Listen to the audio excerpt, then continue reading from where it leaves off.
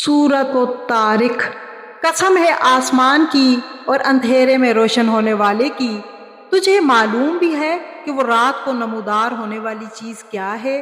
وہ روشن ستارہ ہے، کوئی ایسا نہیں جس پر نگہبان فرشتہ نہ ہو۔ انسان کو دیکھنا چاہیے کہ وہ کس چیز سے پیدا کیا گیا ہے۔